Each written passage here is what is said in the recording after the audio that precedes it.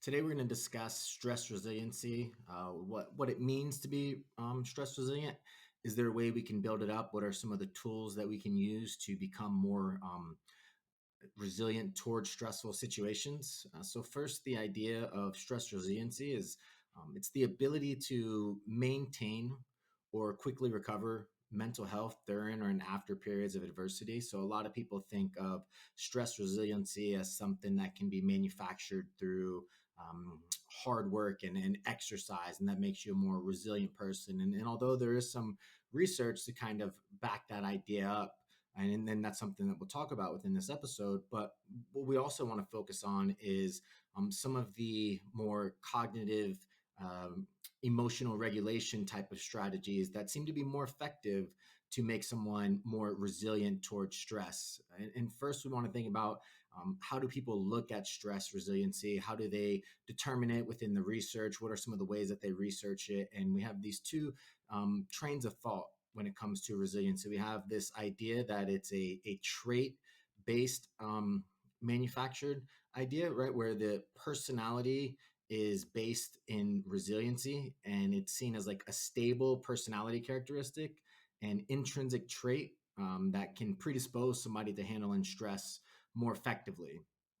So you can think about that as like something that's born into through genetics, temperament, or personality factors. And there's a lot of really good research to show that people that are more high in conscientiousness, industriousness, and things like that are going to be more stress resilient. People that are low in neuroticism will have a tendency to be more stress resilient. But the idea is that those things are not something that we can adjust, we can manipulate, we can manufacture, right? These are just the flip of the coin. We either get lucky or we don't. And that's not something that we really want to touch on. And there are some things, and there's some meta-analysis and there's some really good research that touches on that. But we really want to focus on the other side of what it means to be stress resilient. And that's like this outcome-based approach, and that is where it's resilience is viewed as a result, right? It's the ability to maintain that mental health or recover from it. And an idea would be that we have two individuals going into combat, and they experience the same traumatic event, but one develops PTSD while the other one does not. And the one who does not develop PTSD is considered, more resilient based on the outcome of them not having that. And what are some of the key characteristics of the people that tend to have these traumatic events but do not suffer from PTSD? What the research shows is that there's, within the idea of traumatic events, typically 1/3 of the people that suffer from traumatic events get PTSD. So there's 2/3 that don't, and we want to figure out kind of why that is, and how can we bolster that in everyone? How can we improve everyone's ability to deal with stressful situations? Right? What are some protective factors? And that's the things that we're going to look at within this podcast episode. And it's important to understand why this distinction matters, because, like I said, one is something that we're just born into. It's a flip of the coin. We get lucky, and that's great, and we can still bolster it. But what do we do with those people that are suffering due to high levels of neuroticism, things that are out of their control, and how can we think about creating interventions to create the outcome that builds more resiliency? So we can look at things like therapy, training, exercise, diet, social interventions, things like that. And when we think about the traits concept of it, right, we're thinking about like early life development and targeted therapies, focusing on fostering protective personality traits. And that's going to be a little bit harder to move the needle on. And for the people that are listening to this episode, we're more in that area where we're outside of that early life development. And we need to focus on what we can do now, what we can move the needle on now. So understanding that there's these two dynamics, and one of them is something that we're really going to focus on is how can we improve the outcomes measures, right? And why is stress resiliency important? What is some of the human adaptability for it? And that's one of the things we always want to think about when it comes to human nature and why we do the things that we do. From an evolutionary perspective, we have this unpredictable and hostile environments, and we're always constantly inundated with these threats to survival, reproduction, and well-being. And the successful people are able to adapt to those stressful environments, and that's why it continues to get passed down as something that is looked upon as higher up in the hierarchy, right? When we see people that can cope and deal with stress, we tend to think of them as, super stoic, resilient people that can really handle anything that life gives at them. And we put them on a bit of a pedestal. And, that's something that we want to, from an evolutionary perspective, it makes a lot of sense. And those are the people that we want to kind of build around and circle around, so that we know that they're going to survive no matter what's going on. Where you have the other people who have these traumatic experiences, and they tend to be affected by it long term. And you can see how, from an evolutionary perspective, that can be very detrimental to the productivity of the tribe, of even of that person, not being able to cope and understand how we can become more adaptive, and why that can be a problematic thing, right? So the current approach is, how can we make these observable? What are some of the things that we're going to look for within the research? They look for resilience factors, and they look for resilience processes within the research, right? So resilience factors are these predictive variables that contribute to resilience, and they include these malleable factors, such as social support, emotion regulation skills, and then these stable factors, which are the personality traits, the genetics, the brain structures, and things of that nature. Then we have these resilience processes, and that's the improvement of these factors over time. And they do longitudinal studies to track this type of stuff, so we can really see it. So learning new emotion regulation strategies in response to adversity helps prevent that long-term mental health issues. And we can track introducing these emotion regulation strategies, and then seeing how people observe them, how they overcome stress, and how they react to that. And there's some beautiful studies that we'll get to within this episode, kind of going over it. And then we want to also look at resilience mechanism, right? What is the mental, bodily, behavioral processes that help individuals cope with stress and improve their long-term resilience?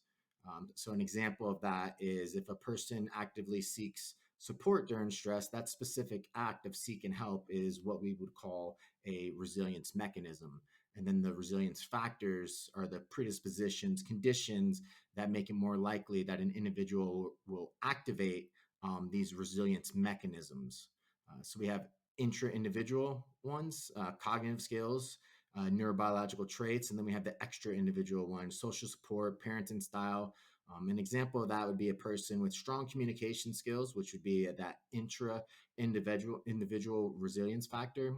In a supportive environment, which is that external resilience factor, is more likely to seek help when stressed, right? So those are things that we want to look at in terms of how can we make those stronger within our communities, within ourselves, and how we can move forward from there. And then we have the resilience processes, and then like the long-term adaptation to that. And the processes are these factors that change over time, improving our ability to cope with stress.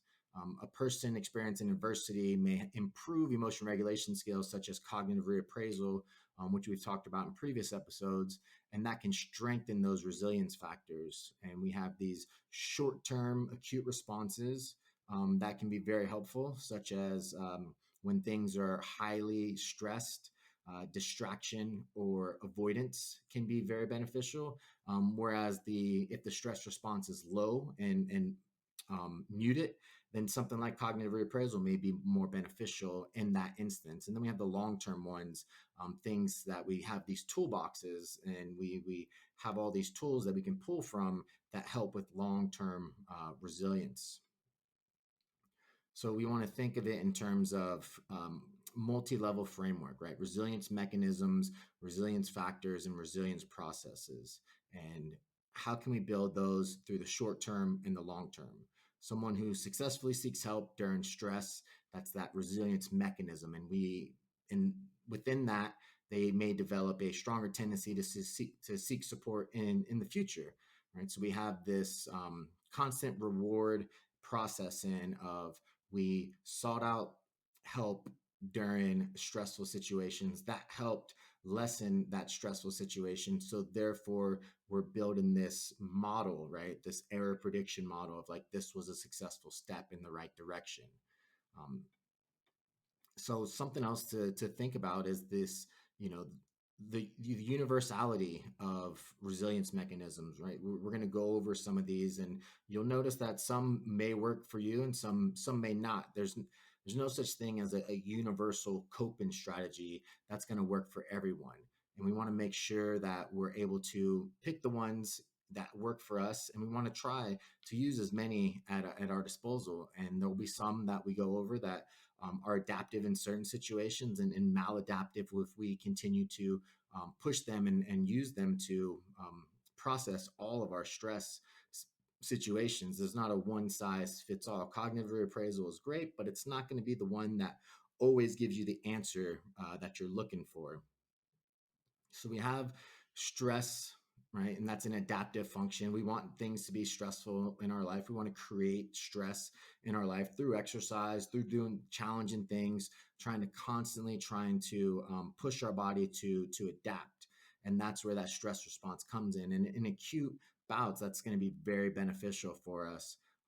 And it involves the cognitive, attentional, seeking, problem solving, planning, and then the emotional complexity, feelings of anger and anxiety, and then the behavioral, the active coping efforts. Biologically, right, we have the stress response that is activated within the brain, and it first goes through the sympatho-adrenal medullary system, right? The SAM system, and that involves the adrenal release.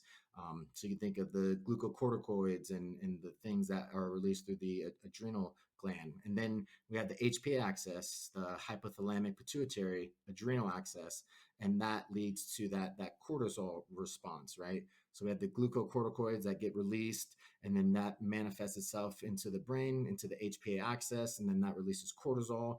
And we want those adaptations to be very acute in nature. But as soon as they become chronic, then we get dysregulations, and then we get things that are not necessarily shown in the research to have scientific validity, such as like adrenal fatigue. But we do know that there are, we can think of it as not so much adrenal fatigue, but just a depletion of our adrenal response to release things when it's supposed to be released. It'll continue to do that, and it'll start to drain its ability to be functional, and that can create dysfunction within both those accesses.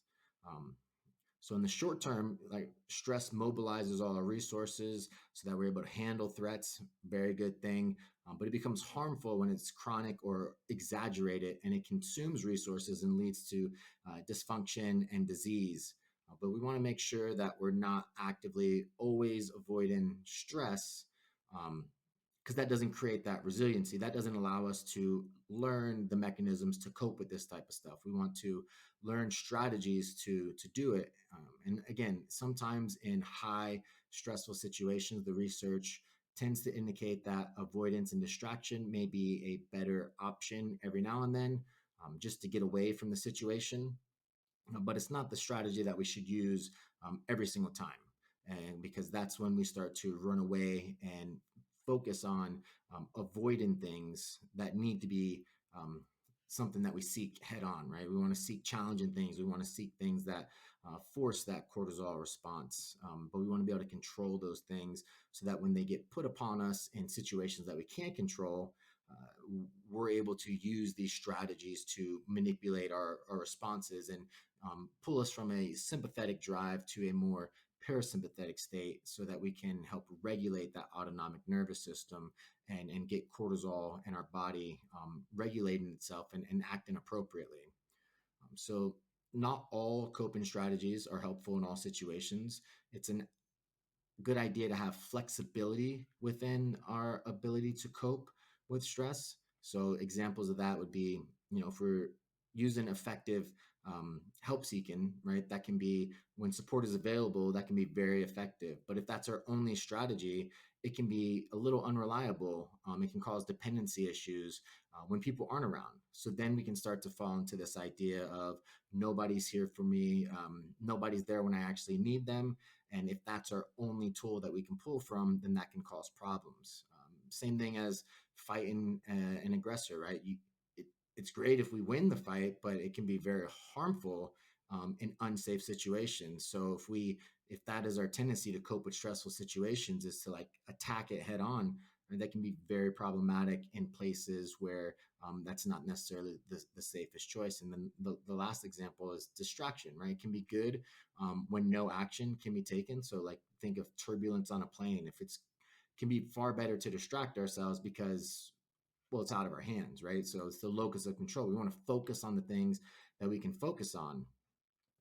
But it could be harmful when immediate action is needed, right? If we're distracting ourselves when we have this negative external stimulus coming at us, it's going to punch us in the face, and we're too busy distracting ourselves to actually be able to make the decisions in order to avoid those negative situations.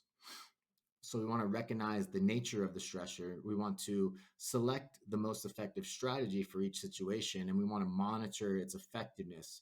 And we want to switch strategies when necessary. So we're always constantly thinking about how can we deploy these strategies, and then we're also thinking, did this one work in this situation, or was this a negative adaptive situation for the strategy that I use, and what's possibly a better strategy that I can do moving forward.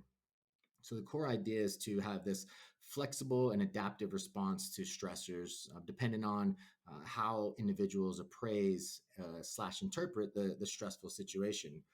So when a person is overwhelmed by negative emotions, they can struggle to select rational, flexible coping strategies.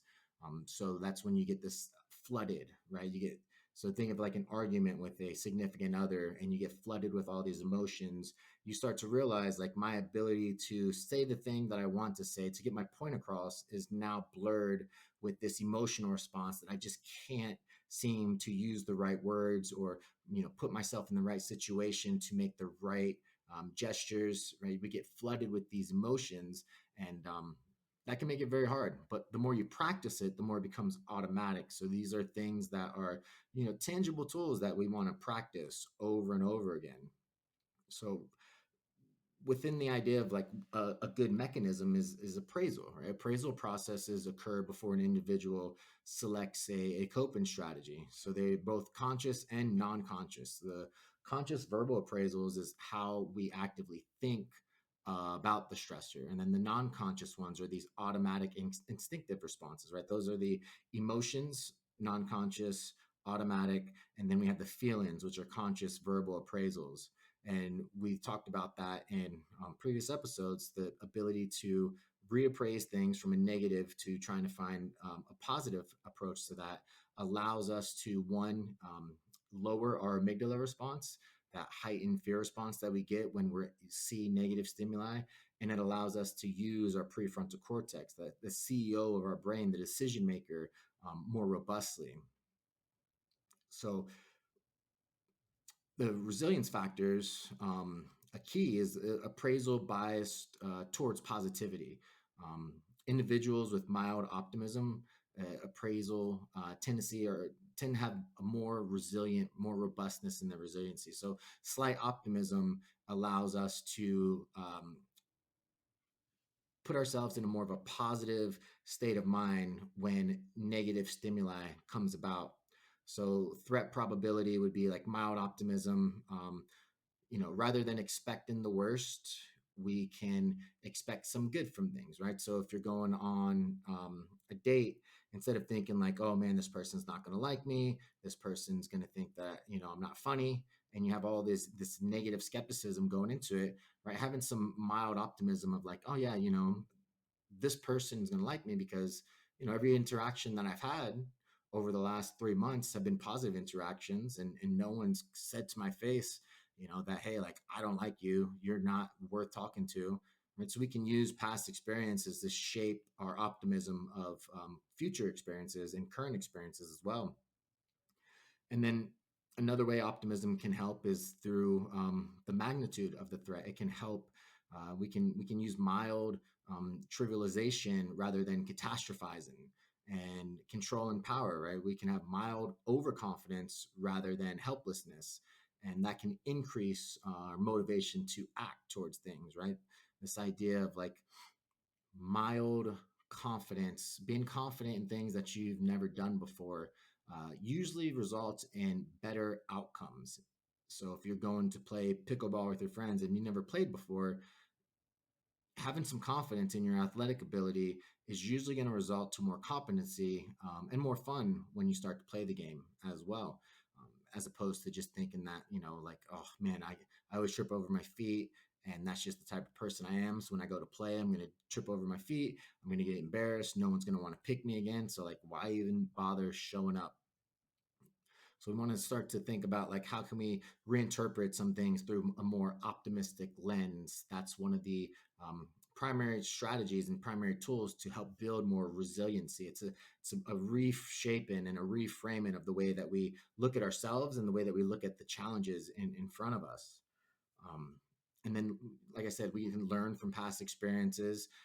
We can use our ability to have this flexible theory of mind of, if I have a hard test coming up, I've gotten A's on all my other tests before. So if I follow the same strategies that I use to get A's, I should have another A on this one, as opposed to, oh man, this one's going to be more difficult. This one's going to be more complex. I'm not a good student. So therefore I'm going to fail. Right. So we want to use past experiences to begin to shape and positively reappraise over time.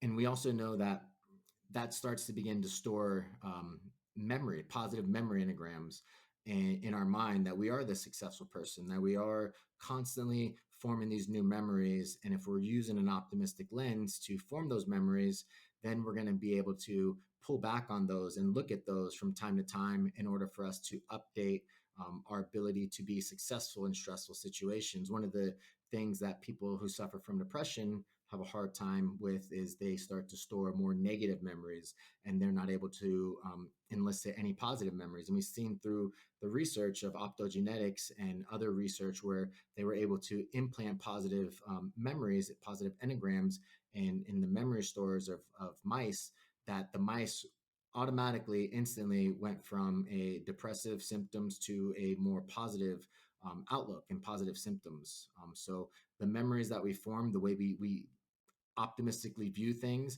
is going to start to update old memories and negative memories. So we want to, we want to be able to regulate our stress through optimism, by shifting the way that we look at things and how we view ourselves in the world. And then that's going to create more positive experiences. We're going to store those as memories, and then for we're going to have stronger resilience over time.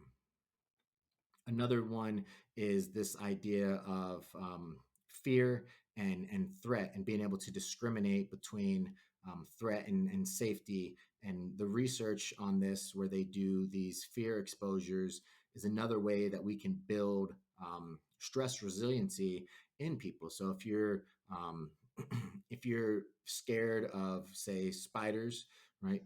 What they've shown in the research is that we can slowly introduce this thought of spiders, and slowly introduce the picture of spiders, and then slowly introduce the actual spider to the person, to where each individual step allows that person to realize that this is no longer a threat and I'm in a safe environment, right? But we want to be able to create those safe environments every single time. So if you're thinking about a real world situation where that can come into play, is, if you're trying to teach someone how to play a sport, if you throw in the most complex movement that's in that sport in the very beginning, and they're not able to pick it up right away, that's going to create this idea that I'm incompetent at the sport, I can't play this sport, therefore it's going to be quote unquote a threat, right? And they're not going to feel safe in this environment. Where if you slowly inundate them with skills that are slightly challenging, but they can still accomplish, they're going to start to build competency, self-efficacy, and you're slowly making it more complex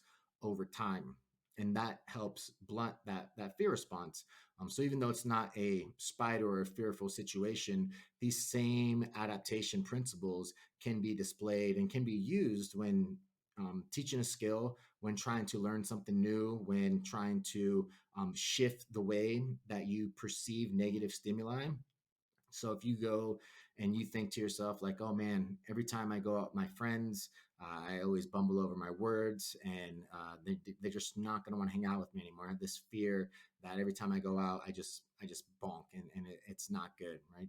Well, you can slowly work your way into talking to a friend one on one, and then understanding that, okay, this person, wants to hang out again, and then you can go to maybe two people, and then you can go to three, and then you can go to bigger groups, and then you'll start to slowly realize that the threat, this idea of this cynical approach to the way we look at things, um, is not actually factual. So we can start to distinguish or extinguish that fear response by slowly inundating ourselves.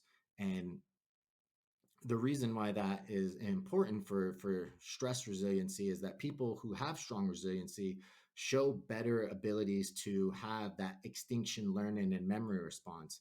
And the ones that are prone to anxiety disorders such as PTSD often have that impaired extinction learning, meaning that they continue to fear stimuli that are no longer threats, right? So it has that dysregulation. And by slowly inundating ourselves to fearful situations and given ourselves positions where we come out with an idea that this is a safe environment, we can slowly begin to have a more robust ability to extinguish our fear response and create those memories in order for us to be successful in any situation that may have been fearful in the past.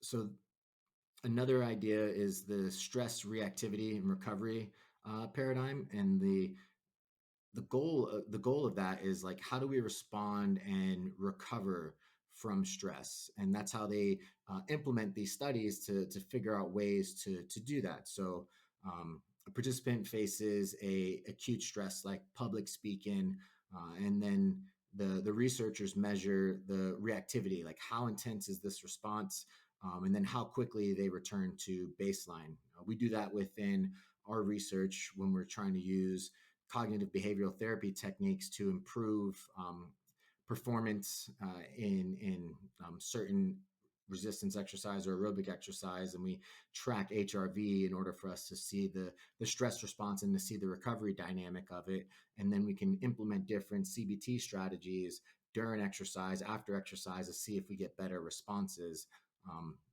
And they found that resilient individuals recover faster from stress, and those with high vulnerability, such as anxiety disorders, show slower recovery. And that's because you have this constant um, autonomic nervous system shift towards more sympathetic arousal. They're in a more sympathetic state most of the time, and they're not able to pull back down to that parasympathetic state. So through like an HRV perspective, they tend to be more in that their high frequency to low frequency ratio is thrown off, and it's lower. And they've shown that HRV in those ratios that are lower at baseline tend to be more problematic for people with depression and anxiety. And we know throughout the research that in order to improve HRV, we can do that through breath work, we can do that through aerobic exercise. So there are some levers to pull in order for us to improve that resiliency. But we want to test those things and see if we can do that. So then beyond the intensity and duration of the response, that's going to allow us to know which coping strategy is the best for us. And one of the tests that they use within the research was developed by Sheeps et al. And they studied how people choose coping strategies based on stress intensity. This is something that I touched on earlier. And the experiment, they did 3 of them, and they found that participants were presented with emotional pictures that varied in intensity. So you had high intensity arousal pictures and low intensity arousal pictures. So you can think of like a picture of somebody yelling or fighting, or something that's a fear response to them, that can be a high intensity, whereas like a puppy or somebody hugging could be more of a low intensity one. And what they did was Before viewing each picture, participants were informed about its intensity level, and then they were asked to choose between emotion regulation strategies. And the two that they used were distraction and reappraisal. And what they found was when intensity was extremely high, distraction tended to be the strategy that they used the most and was actually the most successful. And reappraisal is better to be used when the intensity is a little bit lower. And the reason for that is because they're able to. So when you are distracted, you get that flood, or when you have that high intensity, you get that flooded response. And sometimes when you get that flooded response, we're not able to activate our prefrontal cortex. And the prefrontal cortex is where we're able to do cognitive reappraisal. So we need that lower intensity stressor in order for us to get into our prefrontal cortex. So the great thing about distraction and high intensity is we're able to pull ourselves away from that situation. We're able to reduce that stress response so that we can start to use the prefrontal cortex again. So when you get in those high intensity situations, like a fight with your significant other, sometimes it's best to pull away from that. Take 5 minutes, take a 5 minute break. Use some type of distraction word that you and your significant other have already talked about that makes you guys laugh, that makes you guys understand that, hey, like this is just a little argument, that we don't need to take it too seriously. So those distraction techniques allow you to pull back from that emotional response so that you can start using your um, prefrontal cortex again to make those appropriate decisions. And then with the cognitive reappraisal, right, anytime there's low intensity stimuli, right, we can really begin to shape that idea of, hey, this doesn't feel great right now, but I know. So exercise is a great example, and this is something that we did within our lab. Is that whenever people were having negative responses to cycling to exhaustion, we had them shift their mindset. So one thing would be boredom. As you can imagine, people on a cycle ergometer with no music, no distraction, no anything. Boredom is going to be one of the biggest things that's going to make people stop before they're actually physically exhausted. So we started to use cognitive reappraisal to shift their mindset from, hey, this is boring. So whenever that feeling of boring comes up, because that's an automatic response, that's just not something that we can control, they start to shift that to, hey, this is a very challenging experience. I'm the type of person that leans into challenging experiences. So I'm going to keep pushing through this boredom. I'm going to be that person that is able to overcome boredom. And we started to use those ideas inside. And what we saw within our research is that not only did that improve their performance on time to exhaustion compared to the control group, but it also improved their depression scores and their intrinsic motivation scores as well. So these are things that we can begin to use to shift not only through exercise but through um, other instances of high stressful and low stressful situations, so that we can reappraise or distract ourselves and then reappraise afterwards.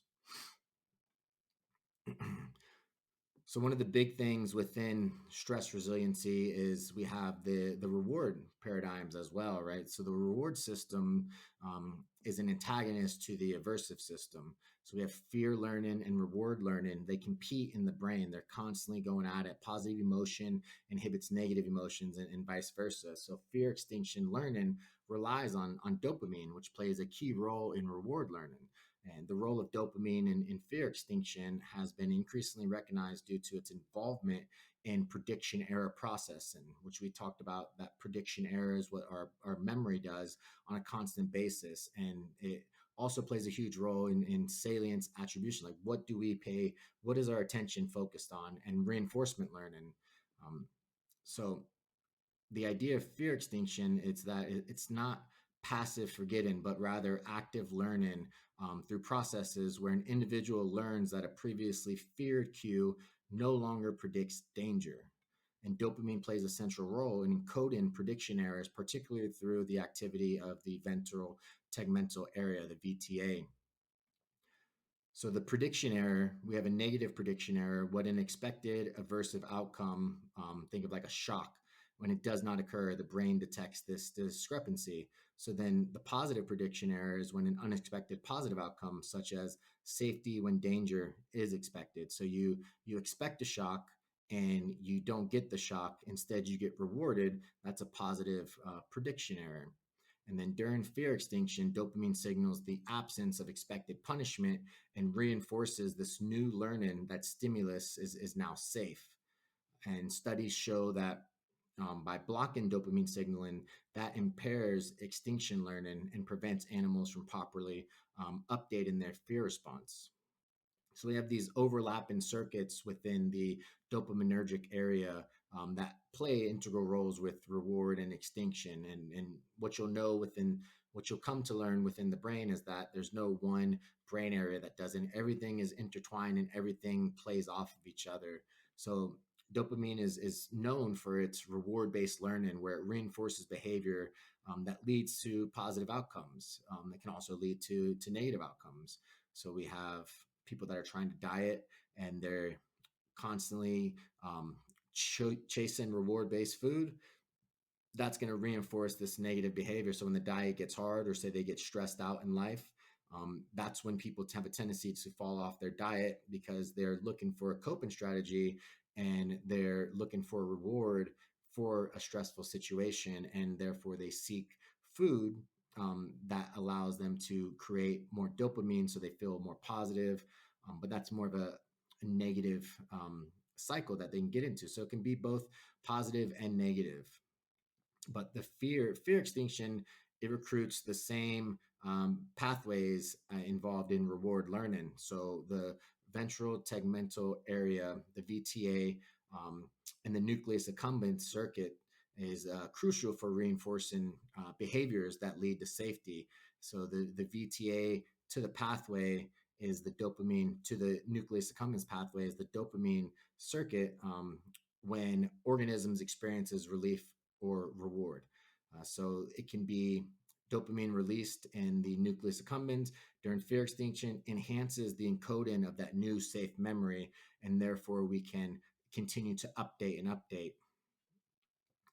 And it also plays a significant role in the prefrontal cortex and the amygdala, which we touched on a little bit already. And the prefrontal cortex, specifically the medial one, is crucial for extinction learning as it regulates inhibitory control over the amygdala. So, as you can imagine, if the prefrontal cortex is not working as well due to traumatic injuries, which we've seen a lot, that can inhibit, or that can not that can create a non-inhibitory control over the amygdala. So then, if that's the case, the amygdala is responding, and instead of the prefrontal cortex inhibiting it, it's allowing it to run free and create more negative stimuli, more negative response, more negative response. So we need the prefrontal cortex. It's a crucial role in our ability to inhibit that fear response. And the dopamine, the D1 receptor particularly, is activated in the infralimbic cortex, which enhances extinction recall by strengthening inhibitory connections from the prefrontal cortex to the amygdala. And the basal lateral amygdala and the central amygdala are critical for fear learning and extinction. So dopamine releases in the BLA during extinction, and that modulates plasticity, allowing for formation of new safety associations. So we need that prefrontal cortex to be able to help regulate some of that amygdala response. And we have these individual differences between dopamine. So people with high anxiety disorders, such as PTSD, often exhibit impaired fear extinction, which is linked to altered dopamine signal. Too little dopamine activity in the prefrontal cortex and the nucleus accumbens is associated with poor extinction learning and resistance to updating fear responses. Too much dopamine in the amygdala is associated with persistent fear responses. So where that dopamine is being released and where those connections are the strongest is going to be what we're trying to use in order for us to predict what's the dysregulation within the brain. So some cognitive control paradigms that we want to think about is reappraisal, strategy selection, and then suppressing unhelpful emotional reactions. And the three keys to those executive function is inhibition, which is suppressing unwanted emotional reactions; selective attention, to filter out unnecessary stress-related stimuli; the constant ability to update and rework our work in memory, holding emotional information in mind while adjusting responses. And then we have that cognitive flexibility. That's switching between different coping strategies as needed. So again, we talked a little bit about memory and the long-term episodic memory and how that can be shifted. People with better memory specificity can more accurately evaluate threats, right? And older adults tend to store experiences in a more generalized manner, which is efficient, but may reduce discrimination accuracy. So by adding in these memory tasks, by improving one's memory and by shaping them towards more positive stimuli, that's going to allow us to become more stress resilient. So we want to think of things, tasks that can help improve our memory and can help shift that paradigm of negative response to emotional response. So those are interventions that we want to look at in order for us to improve those responses. Some of those trainings that we can use to improve the memory training, what they do in the research is they do end back tasks. So participants are presented with a sequence of stimuli, think of like letters, numbers, visual patterns, and they must recall whether the current stimulus matches one presented. So they have the end presented by the end trials earlier. So the difficulty increases by raising the end value. So you go 2 back, 3 back, right? You start with 1 back. And this improves attention, updating, and goal maintenance. So that's one of the ways we can use it. And the participants must repeat a series of numbers in the same order, forward or reverse, is another way. And that can train the auditory memory, sequencing abilities. And then there's dual task training as well. And that's performing 2 tasks simultaneously, such as memorizing a sequence while responding to auditory cues. And that can enhance divided attention and multitasking. And then there's some other ways to improve attentional control through the flanker task, where participants must respond to a central stimulus while ignoring distracting flankers. So you can think of it like arrows pointing in different directions. And this can enhance selective attention and filtering of irrelevant information. And the Stroop task is another really good one where participants must name the color of a word while ignoring the word itself. So the word red may be printed in blue ink, and that enhances their inhibition and conflict monitoring. So those are all real world applications that we can use in order for us to improve memory, cognitive flexibility, intention, inhibitory control, and things of that nature. Another one is what we talked about a lot already is emotion regulation training. So understanding different practices of reappraisal, acceptance, distraction, and that can lead to instead of seeing failure as a personal thing, viewing it as a learning experience, right? Being able to reshape and refocus, and a lot of the memory results in improvement in the hippocampus. And why would that be important? Because there's this idea, this theory that the hippocampus, prefrontal cortex, reward system, these are the 3 systems, the 3 brain areas that are interconnected to create this model of resiliency. And by improving our attention and improving our reward system and improving our hippocampus through memory learning, that can create this a strong model of resilience. And the idea is that the hippocampus, specifically the dentate gyrus, protects against PTSD and anxiety, and the prefrontal cortex helps support cognitive control, and the reward system protects against depression. So this model allows us to build this resilience, this model of resiliency through stronger hippocampal function, right? Better stress recovery and less fear overgeneralization. And stronger prefrontal cortex allows us for better control, more effective emotion regulation, and flexible coping. And then a stronger reward system, less likelihood of developing depression or anhedonia. So things that we can do is the memory-based therapies that we just talked about, the memory training, but also memory therapy as well, cognitive behavioral therapy that can really help with enhancing that prefrontal control over emotions, and exercise and social engagement are things that can strengthen the reward system, reducing depression, the risk of depression.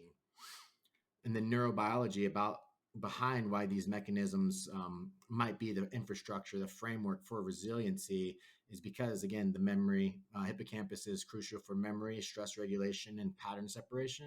The prefrontal cortex helps with cognitive control, decision making, emotion regulation, and then the reward system through the VTA and the ventral medial prefrontal cortex and the nucleus accumbens and all those areas that are integrated into the reward system promotes motivation, pleasure, and reward seeking. And we want to make sure that we are able to keep those areas as safe as possible. And some of the vulnerability to those areas because of stress is the release of the glucocorticoids, which we talked about earlier through the adrenal response. And the excess glucocorticoids causes damage to neurons, and that can lead to cognitive and emotional impairments. And those regions also suffer from stress induced blood brain barrier disruptions. And that can allow for more inflammatory molecules like IL-6 and monocytes to enter the brain. And that can worsen the neurotoxicity, and then impaired clearance of glutamate, which is leading to excitatory toxicity and energy deficits in those neurons. So some people just have more robust brain areas already, but some people, through training, through therapy, through exercise and things like that, it's been shown that those areas can improve gray matter, improve white matter tracks, and can improve their connections and get stronger and stronger over time.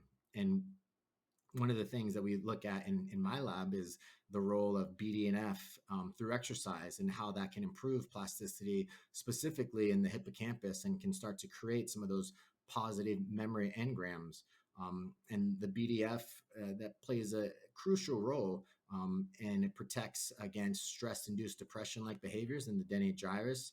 And it can also, through exercise, improve what is called delta FOSB, and that accumulation in the hippocampal neurons helps regulate stress response and promotes adaptive coping. And those proteins are, they act as regulators in gene expression in response to various stimuli, um, learning experiences, drugs, stress, exercise, and that particularly the delta FOSB is particularly stable and accumulates over time, and that can play a critical role in neuroplasticity. And that protein regulates gene expressions from the activator protein 1 complexes. Um, and then those complexes bind to DNA promoter regions, altering the expression of the genes involved in plasticity, stress adaptation, motivation. And it's upregulated through the nucleus accumbens, the prefrontal cortex, hippocampus, and amygdala, where it can influence the reward process and cognitive control and ability to regulate emotions. So the idea is that the hippocampus is critical for distinguishing between real threats and safe context. And we can boost that up through exercise by releasing BDNF and delta FOSB. But we can also improve that through the memory training that we talked about with the end back task and the flanker task and the Stroop task and all those other ones. And it can enhance neurogenesis and plasticity, which is linked, maybe linked to human resilience against PTSD and anxiety disorders. And that circuit contributes to both fear regulation and reward process, and making them good targets for interventions. So ways to enhance it, we already talked about a few of them: exercise, cognitive reappraisal training, early exposure to moderate stress. So stress inoculation, and this is the idea that we're choosing to do challenging things. The choice is really important. So our ability to choose to do challenging things is going to give us better stress resiliency than having challenging things imposed upon us. So we want to make sure that we're constantly trying to find things that are somewhat challenging, that can create these moderate stressors and that allow us to have more adaptability to stressful situations, by enriching our social and environmental outlook and component on life.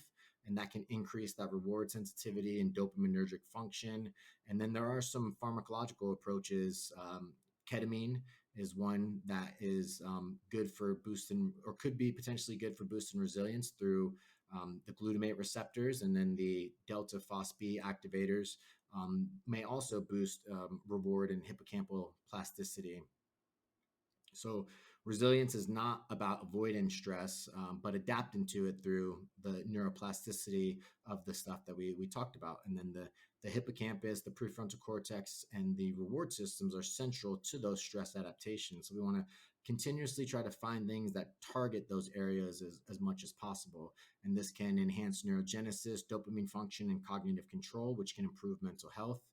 So we really want to think about those ideas, and we can use, you know, mindfulness meditation is another great way to improve attentional control, emotion regulation, those daily challenges, trying to create as much problem solving in your life as possible, maybe even additional things like brain teasers, trying to pick different exercise challenges, and then apply emotion regulation as much as possible, like practice it in real time, constantly try to use reframing and inhibition through impulsive reactions. You don't necessarily go dodgeball style where you hook up electric shocks when you're trying to eat pizza and you shock yourself. You don't have to go that extreme, but there's options out there. And then physical exercise is going to be very, very important. We talked about this idea of attentional biases being a predictor of stress vulnerability. We have a hypervigilance to increase focusing on threats, right? We have that hypervigilance for people that suffer from anxiety and depression, which can increase those risks even more. And what they found from longitudinal studies is less attentional bias to threats predicted lower anxiety symptoms 1 year later. And soldiers with less variability in attentional bias had fewer PTSD symptoms 12 months after deployment. One way to improve that is through attentional bias modification training, and that can reduce anxiety and depression symptoms. It's usually delivered through computerized tasks or mobile apps. One of the tasks that you can look to do is called the dot probe task. So it trains individuals to shift attention away from threatening stimuli. So there's a fixation cross appears in the center of the screen. Two stimuli, one threatening slash negative and one neutral slash positive, appear simultaneously on either side of the screen. An example would be like an angry face and a neutral face. And then the stimuli disappear and the probe, a dot or letter, appears when where one of the images was, and participants must quickly respond by pressing the key to indicate the probe's position. So with bias modification in the probe, would always appear behind the neutral or positive stimulus, training the participant to look at less threatening cues. So you can slowly shift by going through the bias modification where the probe is constantly behind the positive ones, can start to shift that attentional focus. And over time, this reduces the automatic tendency to focus on negative stimuli for those people. And what they found within the research is that it typically takes anywhere from 4 to 8 weeks with 10 to 20 minutes of daily practice a day. And the effects can be seen as little as 1 to 2 weeks, but last longer with consistent training, right? So 10 to 20 minutes can be very effective. And there are mobile versions for self-guided therapy for that type of stuff. So we really want to focus on that, and finding some of those memory, some of those attentional biases training to help start to shift our perception of what's negative into what's positive, along with exercise and emotion regulation strategies. And the idea is we're just trying to create as much neuroplasticity within the brain while also inundating it with these new memories, these new positive experiences. So having a wide variety of those things that can express those neuroplastic environments through BDNF and delta FOSB, through exercise, through challenging situations, you'll get those robust responses. And then you add in the memory training, the positive stimuli training that can really help start to solidify and make those synaptic areas stronger and make the connection stronger and make the connection faster. And that's really what we're focusing on, is how can we do that. Interesting research that I read recently was focusing on females tend to be more adverse. They tend to focus on negative stimuli more than their male counterparts. And what they found by introducing exercise um, into this intervention for the females, that they were able to improve their reaction time to positive stimuli from negative stimuli. And they found that to be a robust change over an 8-week intervention that lasted up to a year. So we really want to understand these mechanisms and how they play a role. So again, exercise and cognitive behavioral therapy, mindfulness, meditation, that can help with memory solidification, positive enneagrams, but it also has a positive effect on the HPA axis that we talked about and the stress response. And that can help regulate those things, which is often linked to depression, and chronic stress exposure can blunt that HPA axis response. It can also lead to immune system inflammation as well. So we want to make sure that using things to reduce inflammation, keep our immune system strong, can be also ways to become more resilient and be able to face stress. And they've done some pretty good research on that, showing that inflamed or elevated inflammation is linked to depression and PTSD. And this effect is independent of stress exposure, meaning that inflammation itself may be a causal factor in stress related mental health disorders. So, what are some ways to reduce inflammation? What are some ways to improve the immune system?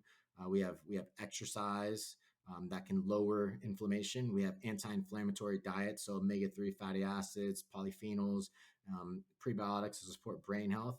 There are some pharmacological interventions as well, and there are gut microbiome interventions. Biotics, fiber-rich diets may reduce systemic inflammation and improve mood, and some supplements as well. As you have citrus bergamot, and you have things like tart cherry, and those have been shown to reduce inflammation as well. So the resilience is it's a dynamic process that depends on a lot of things, right? And the big ones are neuroplasticity, stress response regulation, immune function. And we talked about the hippocampus PFC reward system being the integral brain areas to help build resiliency. And we talked about some strategies to improve that. Nutrition can also be one, and focus on things that lower that inflammatory response, but also know that most of our serotonin receptors are in our gut. So finding ways to improve our nutrition can be very valuable in improving the responses to some of the neurotransmitters that are very responsible for some of these stress and depression and anxiety symptoms. So we have the gut brain axis, which we were just talking about, and the role that that plays in mental health.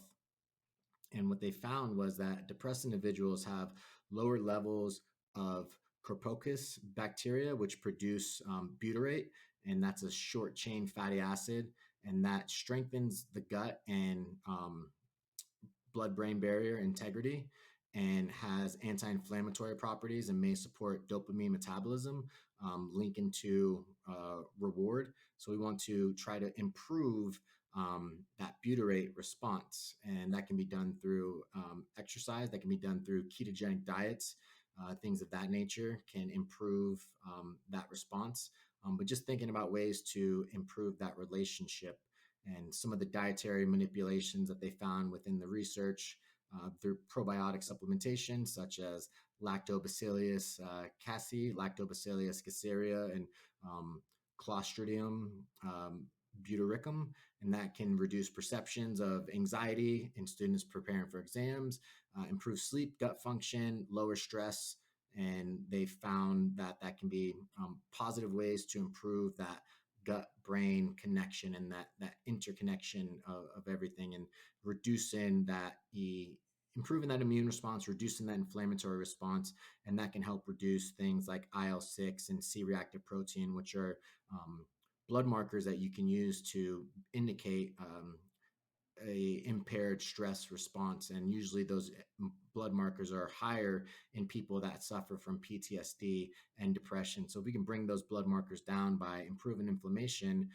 then that has been shown to improve the vulnerability of people. It gives a more robust ability to deal with traumatic experiences. So some ways that we can improve some of that stuff we've already talked about with kind of like a Mediterranean diet. Rapamycin can be something from a pharmacological standpoint that may be able to help. And fermented foods, high fiber foods, right? These are all things that we can do to improve that gut, brain, inflammation, immune system function. And then again, the psychosocial things, right? The interaction, the environment, getting out there, talking with people, exercising with people, doing those type of things can be something that can be very impactful. So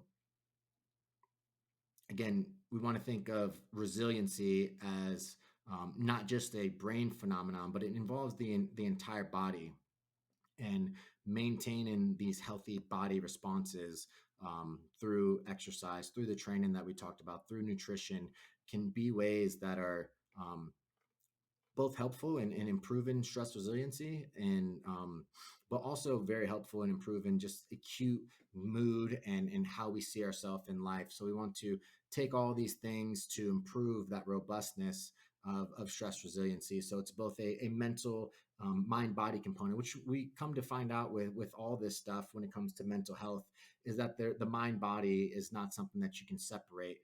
They're intangible, intertwined, interwoven products, that they have this beautiful dance that they do back and forth of working together and improving each other, and you can't have one without the other. So when you do think about, maybe I should take some pharmacological interventions, that's going to focus on the neuro side of things, the neurobiological side of things, but we still have to get that social, psycho, and body component as well. So we want to think of it as a full facet approach of, how can we get better? How can we improve our lives? And not only just focus on the mind being the big picture when it comes to these mental health disorders. So I hope this gives you some ideas of how we can improve some of these things and build a more resilient, robust stress response.